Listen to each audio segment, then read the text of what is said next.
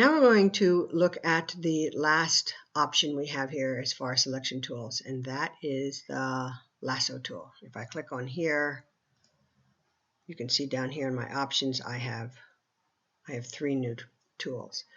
In order to do that, we're going to work with this file. You had this file open from the last time, and I deleted all the files and closed all the files that I didn't need. But what I do need are some other files, because what we're going to do is we're going to swap out this sky. This is a picture of the beach down at Point Pleasant. And I'm going to go to my class files and skies. Now you can look at many different skies here that you have and put in whichever ones that you want. I'm going to choose the first sky here and open it. Okay, so here are the 2 images that I have open. I want to put that sky in here behind this building. In order to do that, I need to get rid of this sky. I need to put it over it, I need to delete it, I need to do something, and I need to isolate this section of the image. So what we're going to do in this beginning class is we're going to delete this sky. But remember, you never ever want to delete your original. And so our background file right here is going to be our original. So I want to duplicate this image. And you did learn a way to do this by bringing it up to new layer. You could do that. And now I'm going to show you an alternate way. Well, let's show you how to delete. You can take this background and you can bring it up to the garbage can and you can delete it. But I just showed you the new hotkey, Control-J, which selects and pastes. If I do Control-J and I am on a layer, it will duplicate that layer for me. So now I have 2 layers. This is the layer now where I'm going to destroy pixels. Let's just turn off the background. Okay. What do you think would work here? Well, I got some great edges. That would be great. So let's go. Let's go over to the tool that we know, the Quick Select tool. I'm going to click and drag. Whoa, that's all I had to do. Just one click. There's no edges in here, so it immediately found all these edges. But it is not exactly what I want. There are some things that were not selected. Up here, there's a little bird that wasn't selected. These are pretty good. That could be fixed. A lot of things in here could be fixed. I know that the fence, I got a fence over here where it didn't do such a good job. This little pipe right there that wasn't selected because the edges weren't very strong. This fence could use fixing, and it didn't select the water. So I want the water and I want the fence right here. So we need to resort to some other tools for that. And let's go back here to the lasso tool.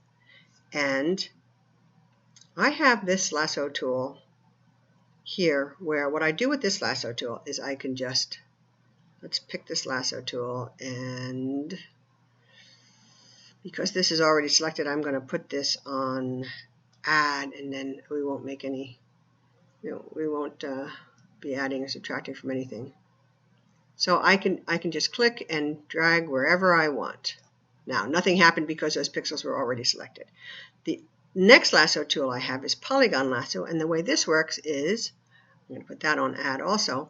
I can click, I click, and now my hand is up off the mouse, and click, click. I'm clicking. I'm not clicking and dragging. I'm just clicking, and then when I get to the end there. So that's perfect. That will be perfect for right here. So let's do this. Sky is what is selected. And so this is selected now and part of the sky. And I don't want it to be selected. So what I need is subtract from selection. So I can click anywhere down on other pixels that are not selected. Come up around here and close. And there. Now it is selected. Let's grab that bird. Remember, Control-0 gets me down to here. And spacebar. Okay, we're zoomed in far enough. Move it down. This would be good. Let's try this lasso tool. And I want to add I'm going to click here, and this is pretty hard to do with your mouse, actually. No, I made a mistake. See that? I said add, and these pixels are already selected. What I need to do is subtract them. I don't want them part of the selection. So let's go to subtract and try that again. It gives me a chance to do it better. Okay. There. So now the last problem I have down here is the water. The water was selected, and I don't want it selected because I'm going to be deleting the sky and I want the water to stay. Well, this is perfect. Look, it's a perfectly straight line across there. If I go to my marquee tool, get the rectangular marquee, and I'm going to make sure I pick subtract now, and I can pick anywhere outside. I can pick outside over here. I can pick out. There are no pixels here, so using subtract on it doesn't do anything. So I'm just going to pick out here, go out past, and come up and go right along that edge and let go, and there it is. It's not selected anymore. Now let's look at our, so we've got the sky selected, and I'm on this layer right here, and I want to delete that sky because I want to put a new sky in. So I am just going to go on my keyboard and click delete. Control D to get rid of the marching ants, and there I have now no pixels in the sky. All right, let's get the sky we want. I'm going to use my default move tool, go over here to the sky, and a really easy way to choose this sky would be to say Control A to select everything, Control C to copy, come over here, and Control V to paste. Now look where it put it. It put it above this layer right here, and I need it to be underneath that layer. Remember, the order that these layers are showing over here is the same order that they are here from bottom to top. So that's why this is on top. If I click, hold down, and drag, I can move this in between. What I'm going to do is I'm going to drag this down here until this line right here becomes and looks like a little kind of a double line. Now watch, drag down, there it is, double line. And I drop it, and now it's behind. I could have, I'm going to show you. I'm going to delete that. Had I thought ahead, I already know that whenever I drop something in a new image that's going to make its own layer, it will always make the new layer above whatever layer is selected. And when I did it before, I had this layer selected, so I put it on top. So let's select the background layer and say Control V, and there, it's automatically right where I want. Now I can move this selection around and put it where I want. I think it ought to be actually a little smaller. Let me do that. Control T. Make it a little smaller. I like that. And that's okay. Let's accept that as far as it goes. But I think I'd like the sun over here. Well, we already know how to flip. Let's Control T. Right click. Flip horizontal. I can move around. I can move it around while it's still in transform, but yeah, you might accidentally do something to it, so I will always click there.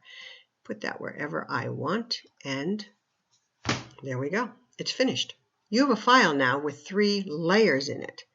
And if you want to save, and preserve these layers because maybe you want to put another sky in here. We have a whole lot of skies that we can try with. You might want to put more skies in there.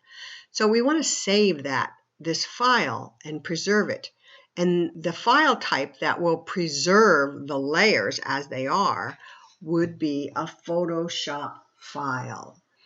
What we opened, all the files we opened were JPEGs. And every single JPEG that we opened, you notice, had a single layer over here. Well, as soon as we start adding layers, we can't save it as a JPEG again and preserve those layers. We can save it as a JPEG, and it'll save just what you see right here on the screen. But you will not have your layers. Let's go over here to File, Save. And what you see automatically is, well, it's right where my files are. And what you see down here, file name, Selection06. What we opened was selection-06.jpg. Look what it's trying to save now. Selection-6.psd, Photoshop document. And if I save that, now I just saved and preserved my layers that I can open up and now use again for another time. But if I want to send this to someone, I want to put it on the web, I want to do something with it, I will say File, Save As, and now, of course, it has layers, and here's the file I just saved, and that's not what I want. I want a JPEG. So right down underneath it says Save as File Type. Let's click in there and look for JPEG. As soon as I say JPEG, well, now it's showing me the JPEGs that are already in there, and Selection3 is already there. I don't want to overwrite that original. Let's name it New Sky and choose Save. Now I want you to watch the layers over here. When I say Save, the layers compacted just during the save, and I have this option right here for my JPEG. And we're going to talk more about this in an advanced class, but I have a quality option here. And you're going to say, of course, you always just want the highest quality. Here it shows you how big the file is going to be. Look, the highest quality file is going to be 2.5 meg. The lowest quality file is going to be 161K. Oh my God, that's way, way, way, way different. Somewhere in between is what I actually use for when I'm going to put something on the web. It's not going to be noticed very much, the difference in quality, and it'll be able to load on the web. But this is something that I want to print out, so I am going to want the highest quality, and we'll talk about what that actually means. So I'll say OK. It's saving it, and now my layers are back.